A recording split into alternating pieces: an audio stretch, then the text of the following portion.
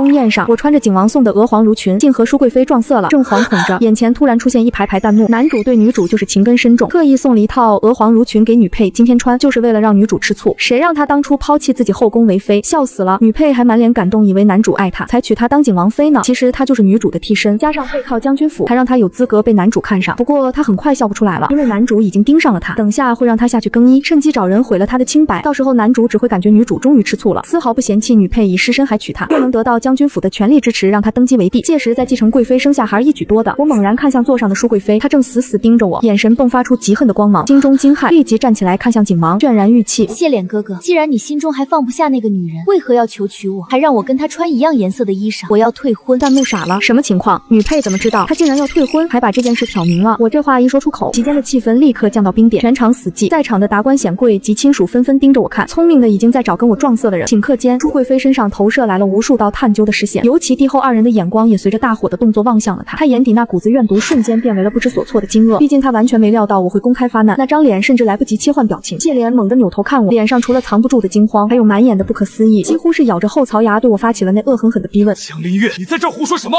这可是宫宴，你没事发什么失心疯？难不成容得了你这样信口开河吗？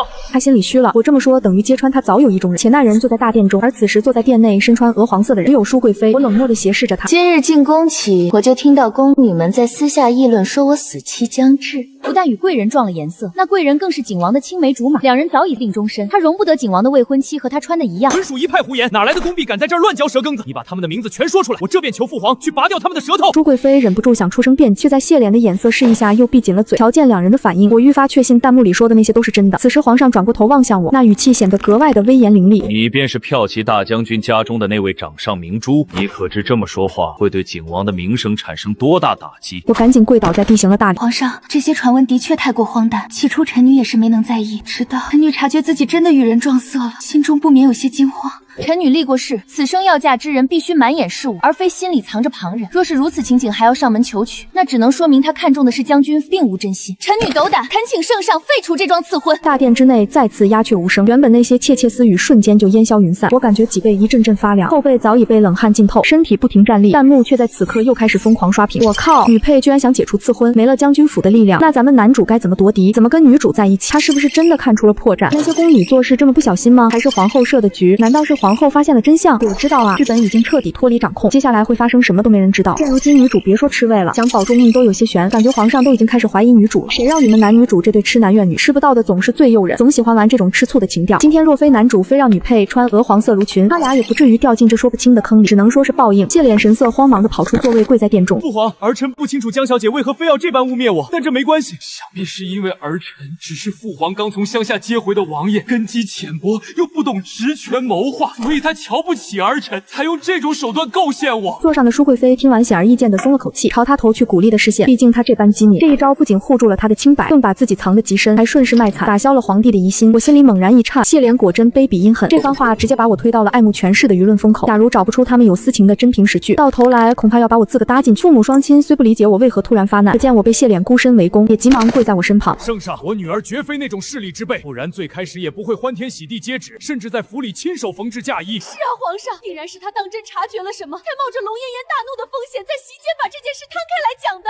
弹幕此刻竟然开始幸灾乐祸，吓死我了！原来女配根本没证据，可能真是听了闲话才起了疑心。幸好她不知道咱家男主是在流落乡野时认识的女，俩人还同居了3年，甚至早就私定终身，还有过一个孩子。要不是当初女主爹妈强逼她进宫选秀，她也不会离开男主。但这也不能埋怨，那时她以为自个选不上，没料到那天圣上兑了酒，没瞧见她背后纹着男主名讳，她赶紧割伤自己装作初次，否则这会儿早没命了。哇塞，他们玩得这么劲爆，那名字还在她身上吗？绝对不在了。女主受宠以后，立刻找了宫外的纹身师，把男主名字改成了红玫瑰，只能隐约辨认一点，不细瞧根本看不出。也正是靠着这朵玫瑰，才让他显得独树一帜，一直以来盛宠不衰呢。我心头被这消息震得说不出话，此时顾不得消化这些密文，只锁定了最关键的信息，那便是舒贵妃的脊背上刻着谢脸的名号。我立刻再次伏地行了大礼。皇上，臣女绝非信口雌黄，臣女手中确实有证物，听闻景王心上人的背上刻了他的名姓，且那个名字就是景王的，只是现今已被掩盖，改造成了玫瑰花，只能隐约看到痕迹。皇上只要细细思想，应该能猜到是谁。我抬起眼皮，死死盯向舒贵妃。毕竟这位娘娘今天穿的刚好也是娥皇的裙装。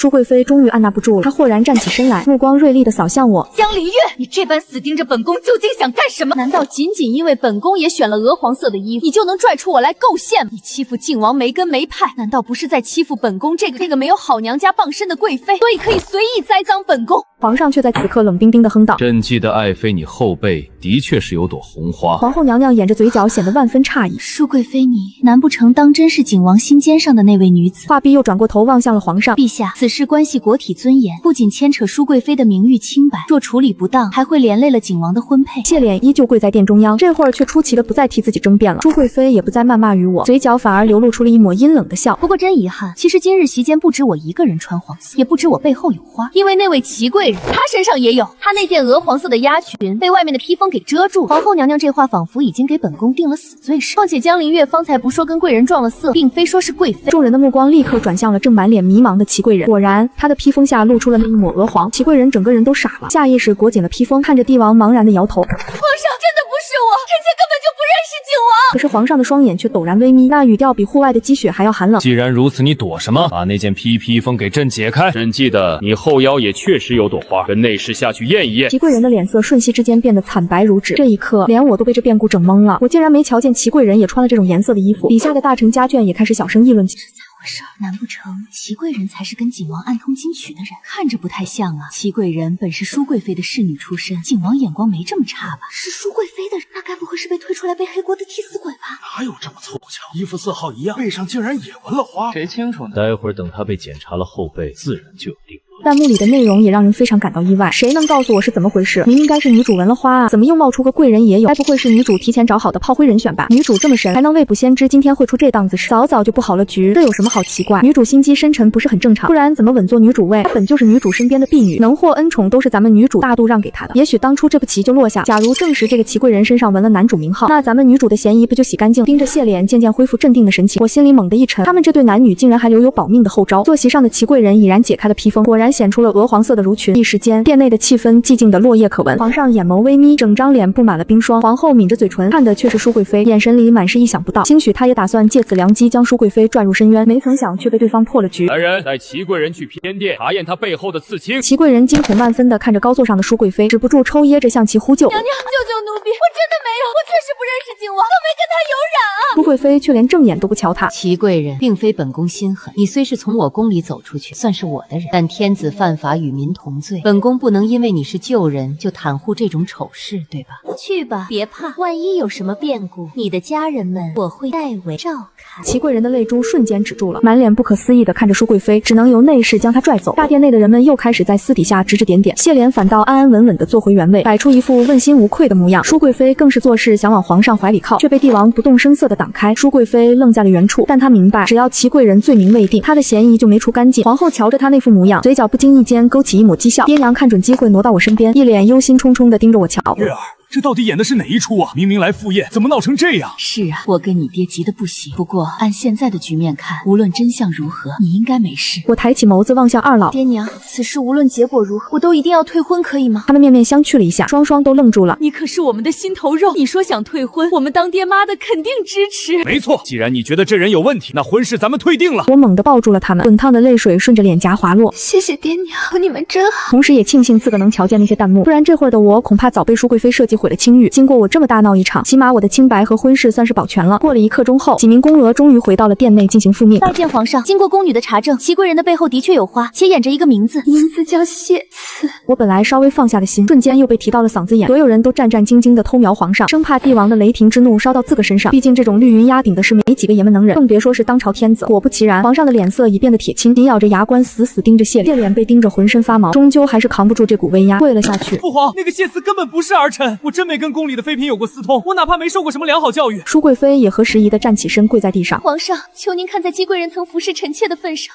就饶了他一命吧。皇后娘娘却在此刻发出一声冷笑。舒贵妃，齐贵人做出这等丑事，你觉得他可能还有活路吗？快收起你那副演技，别假慈悲了，你这样只会让他死得更加难看。舒贵妃顿时脸上一片惨白，张口想解释，臣妾绝对没有。皇上大喝一声，将其打断。够了，来人，齐贵人押下去严刑拷问，一定要查出谢慈是谁。内侍们领了命令退下，皇上又把目光投向我，眼神里透着股子晦暗不明的情绪。今日宴会闹出这种丑，你与景王的婚约就此作吧。朕膝下还有几名子嗣，倘若你有看中的，朕可以为你做媒。我赶紧跪倒在地，双手连连摆动。臣女谢主隆恩，只是臣女暂且还不想谈论婚嫁之事。景王却在此刻慌了神，他急促地开口求情：父皇，既然儿臣并未做错什么，为何一定要取消婚约？儿臣还是想娶江小姐，求父皇能够收回成命。弹幕此刻再次从我眼前飞速划过。卧槽，男主真行，到这地步还不忘死命拽着女配这个强援，能不死守着吗？他自个最清楚底细了。若没女配，他连夺嫡的入场券都没有，别提坐上龙椅了。女主瞧着满脸都是醋意，可经过刚才那番折腾，她好不容易才脱身，哪敢再生事端，只能眼睁睁看男主再次提亲。你们女主可真是个狠角色啊，随随便便就能把亲信推出去当挡箭牌，全为了他那见不得光的爱。一个丫鬟罢了，能顶什么用？能替女主牺牲，算是她天大的福分了。毕竟咱们女主还要照料她全家呢。她刚才说的照看，其实就是威逼齐贵人的意思吧？所以齐贵人只能乖乖去受检，还不敢把纹身是她指使的事供出来。女主实在是太狡诈了，居然让人纹个似是而非的名字，顺手把男主的嫌疑也给洗刷掉了。实际上你们可能不清楚，谢慈就是男主的原名，在他遇到女主后才改成谢脸的。我天，竟然还有这种反转，这俩人可真是会玩花火啊！我心里一阵无语，本想当场揭穿给皇帝，可转念一想，我手里没实证，若是再被他们反将一军，我说话可就彻底没了信誉。唯有等出宫后雇人去查探，把铁证交上去才稳妥。当前的首要任务是先把这亲给退了。想到这，我再次伏地叩首。皇上，臣女实在不愿，恳请皇上解除赐婚。朱贵妃这会儿也突然插嘴：陛下，您瞧景王这般深情款款，不如就全了他的一片夫心吧。弹幕里又是一阵对他无底线的吹捧。咱们女主就是高明，这么建议不但能洗清清白，还能帮男主稳住强援。他以前爱玩，这会儿总算开窍了，要帮男主，不然男主根本没机会跟他双宿双飞。男女主快收起你们的恋爱脑吧，专心搞事业难道不香吗？我正要说话，皇后却在此时突然开口道：圣上，臣妾看江小姐对景王并无情意，何必强扭这颗瓜？太子至今也没娶正妃，江小姐若是真不想嫁给景王，考虑考虑太子如。一直在旁边看戏的太子突然被点名，猛地扭过头望向我，他脸色显得变幻莫测，没有当场拒绝，却也没露出心息。幸好我眼下压根就没打算出嫁，于是再次推脱。感激皇后娘娘的抬爱，臣女暂时不想成婚，只想在父母跟前多尽几年孝心。爹娘这会儿也齐刷刷跪了下来。皇上、皇后娘娘，臣愿上交军功，以此恳请圣上废除小女的婚约。我爹这话一出口，全场坐席的人都惊呆了。传闻骠骑大将军视女如命，原来那些小道消息都是真的。如今这朝堂上军功何等难得，他竟舍得拿去换取退婚，真是疯了。能高攀皇室是多大的荣耀，将军府宁肯不要功劳也要退婚，可见是真看不上景王啊！一位皇子竟然被嫌弃到这种份上，也真是前所未见。那些流言蜚语让谢莲的脸色变得愈发难看，舒贵妃那张脸也同样阴云密布。见此局面，皇上也不想让这桩闹剧再拖延下去。行了，既然江小姐无意，那赐婚的事便接过不提了。大将军不必多言，取消个婚约还用不着抵消军功，一切宽心。散会。说完便起坐走下了金銮殿。朱贵妃心疼地望着谢莲，狠狠剜了我一眼后转身离去。父母赶紧把我扶起，领着我出宫回家。结果半道上被景王拦住了去路。江灵月，今天为何处处跟我作对？就真的那么讨厌嫁给我吗？明明你先前也是对此满怀期待的。我冷冷地盯着他看。是，以前我的确有过期待，可自打你故意让我穿这件衣服的那刻起，我就决定绝不嫁你。你背地里干了什么，自个儿心里清楚。我抬腿想走，他却再次挪步挡在我面前。这中间肯定有误会，你别这么快就判我死刑行不行？本王能够证明给你看，我是真心诚意想娶你的。我毫不犹豫地拒绝道：免了吧，景王，您还是另寻高就。他还想纠缠，却被我爹伸手一把推开。本将敬你是位王爷，还没动手，你若再敢拦路，我可就顾不得那套君臣礼仪了。谢脸虽名号是皇子，可他早年流落在外，还被找回2年，哪经得住我爹那种战场煞气？那可是多年在死人堆里爬出来的威势，他只能咬牙切齿地盯着我，不情不愿地侧开身子。父母一左一右护着我出了宫门，回到府上，我立刻让父亲派人赶往谢莲早年生活的鄂州，务必查清他与舒贵妃的所有过往，以及他以前的名讳。父母起初不明就里，等听完我的分析，俩人都沉默了好一会儿。真想不到这景王人品竟然坏到这地步，若非月儿察觉得早，一旦联姻，将军府就被拽下水了。没错，他孤立无援，有了咱们将军府才有底气，别说夺嫡，最起码能在深宫内场里保住蜜闺女。你究竟是怎么察觉他和舒贵妃有私情的？我差点说漏嘴，是因为那些古怪的弹幕，由于太过玄幻，只能随口编了个借口。的确是听了些风言风语才留了心，没成想最后害死了齐贵人，他俩倒平安无事。我爹听的是气愤填膺，今天算他命大，逃过一劫。没事，你哥明天就从边防赶回来了，到时能护着你，还能帮你查那俩人。我听完顿时双眼放光，是真的吗？哥哥他要回来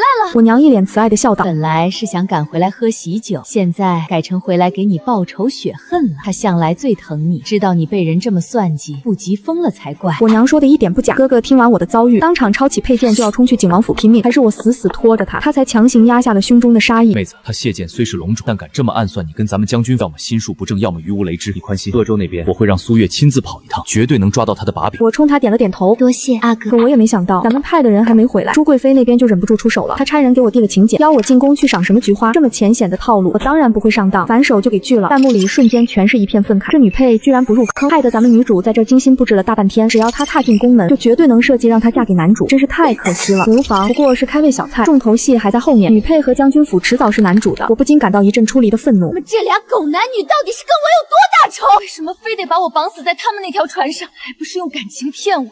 满脑子全是设局毁我清白的肮脏手段。果然，弹幕里提到的重头戏来了。半月过后，哥哥陪同我去相国寺烧香祈福，打算去身上这段日子的霉气。可刚从大殿上完香出来，迎面竟撞见了舒贵妃。她为了避人嫌疑，身边还带了不少名门望族的贵夫人小姐。我不由得在心里冷笑，为了把我拽进景王府，还真是费尽心思。行完礼数之后，我正打算离开，结果却被她叫停了脚步。江小姐，听闻相国寺后山的桃花的正艳，不知可有兴致一同前去欣赏？我毫不客气地拒绝了。罢了，陈女士将门之后，不懂那套风雅，看不出什么名头，就不扫娘娘的兴了。他又打量了一下我哥哥，双眼微眯。江小将军也回京了。哥哥耐着怒火回了个礼。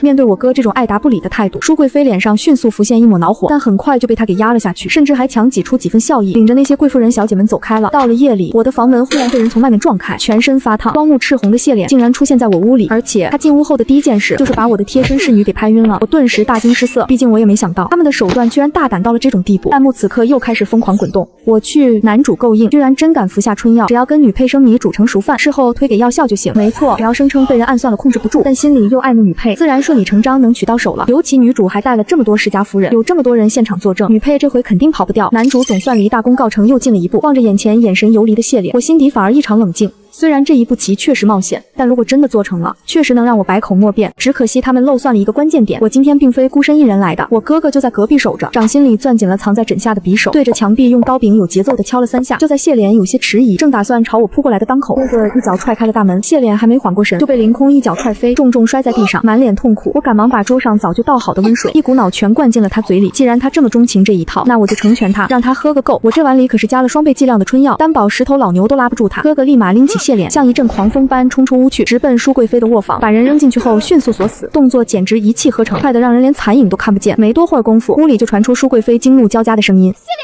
你怎么闯进我房间来了？你清醒点，我是艳柔啊，怎么不行？万万不行啊！要是让皇上发现，咱们都得没命啊！快住手，住手啊！谢脸，你当真是害苦我？其实我心里好想你。”我和哥哥对视了一下，当场就愣在了原地。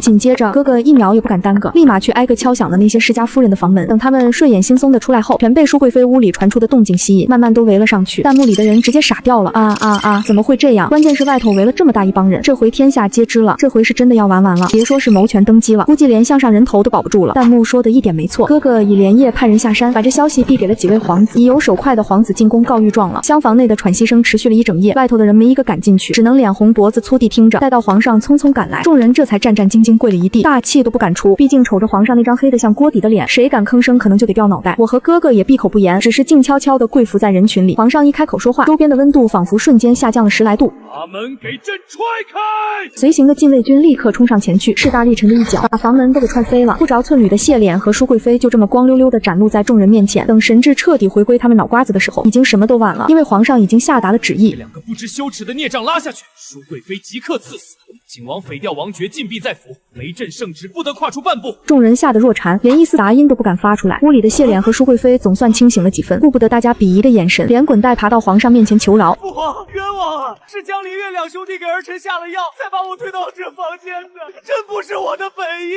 父皇要是不信，那可以去江离月屋里搜一圈，那碗药还在桌上摆着呢。”舒贵妃鬓发散乱，她是真的被吓破了胆。圣上，你就饶了臣妾这一回吧，我们真的不是故意的，全是被江离月陷害的。他在宴席上没得逞，今日这样做就是想毁了我和景王，求皇上圣裁。臣妾心里满满装的都是你。可我还没来得及出声辩解，周围就传来了细小的议论声。舒贵妃还要往江小姐身上赖，我明明听见她昨儿喊了一整晚的谢哥哥，还说想死她了。就是啊，虽说是中了药，可我看他俩是旧情复燃，压根儿用不着催情药都行。江家兄妹明明什么也没做，无非是跟咱们大伙儿一样，听了半宿的床脚，一字不差的全钻进了皇帝的耳朵里。谢脸和舒贵妃的脸色转瞬间变得更加惨白。这会儿我立刻跪倒：臣女跟阿哥来庙里祈福，压根没料到会遇上这二物，更别提下药构陷了。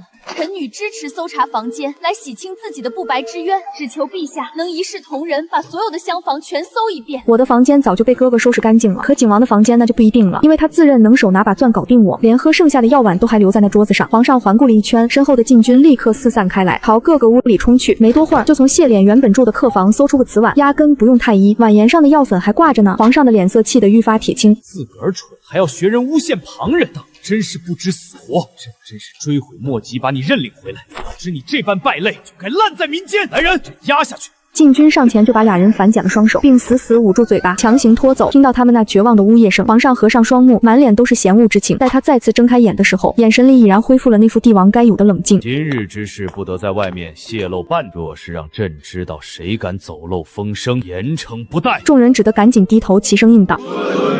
皇上离开后，那些弹幕又一次疯狂地飞过了眼帘。我靠，真的假的？男女主就这样彻底玩完了，两个全折了，这简直让人没法相信啊！说好的主角光环到底上哪儿去了？切，这么弱智的男女主，也就你们这些没脑子的才磕，真是什么样的人磕什么样的角色。要是像我早就看出女配智勇双全，粉她就对了。果然没让我失望，男女主自以为绝顶聪明，想把全天下玩弄于指掌，却不晓得这世上高人多的是。他俩本来就是民间出身，哪斗得过那帮玩了几百年阴谋诡计的豪门世家？何况当今最强悍的角色还是男主他爹，也正是女主的老公。他俩胆子也太肥了，现如今凉透了吧？俩人都要彻底完犊子了。楼上的那些，你们别高兴太早，他们可是带光环的，万一后面还有逆转呢？就是我不信这就大结局了，肯定还有别的转弯。我也深信不疑，我在心里冷哼一声，他们说的倒也有理，不出意外的话，确实还存在那么一线生机。舒贵妃或许凉透了，可谢脸毕竟挂着皇子的名号，哪怕犯了大罪，照样只是禁足而已。但如果他压根不是什么皇子呢？都月派快马送来的信里提过，如今这位谢脸根本不叫谢慈，因为真正的谢慈早死了，谢慈才是真龙遗孤，而谢脸仅仅是个冒牌货，顶替了人家的身份才混进宫认亲的。舒贵妃特地在齐贵人碑上赐下谢慈这个名字，也足以证得他也是知情不报的从犯。我和哥哥知晓这些秘密的时候，心里也是被震撼的不轻，怪不得这谢脸的人品这般卑劣狠毒，原来这胚胎从一开始就是烂透的。万幸我能及时从弹幕里发现真相，不然稀里糊涂嫁给了他，那才是地狱的开端。谢脸并非皇家血统的证据，估摸着明天一早就会被成帝给当朝太子，这才是断绝谢脸生路的致命一击。次日，苏月带全了铁证赶回京城，哥哥第一时间就让他去了东宫。太子的动作也是快准狠，他老早就瞧景王不顺眼，没料到竟是个西贝货，连午饭都顾不得吃，直接闯入皇宫。舒贵妃刚从相国寺被带回来就被处决了。谢脸本来被关在景王府，才过没几天就传来了他要被明正典刑的消息，罪名定得很死，冒充皇室嫡脉，罪大恶极，五马分尸。听到这消息后，我和哥哥都乐开了花，还盘算着去看杀头，但哥哥最后还是没同意让我去。那种畜生被五马分尸有什么可瞧的？白白脏了你的眼睛，你老老实实待在府里等我的消息便是。我只好顺从地点点头，听你的哥哥。谢脸受刑那天，许久未见的那种弹幕再一次飘过了屏幕，什么鬼逻辑？我特么粉的到底是啥玩意？男主居然是个西贝货，俩人都是这种下三滥的货色，居然粉了他们这么久，简直是亮瞎了我的狗眼。真想让我也进去捅两刀，我想亲手动手宰了他，真是浪费我的感情，赶快归西吧。真是什么阿猫阿狗也敢冒充男主，是我看走了眼。哎呀，死了，总算死透了，这种贱男人。走了，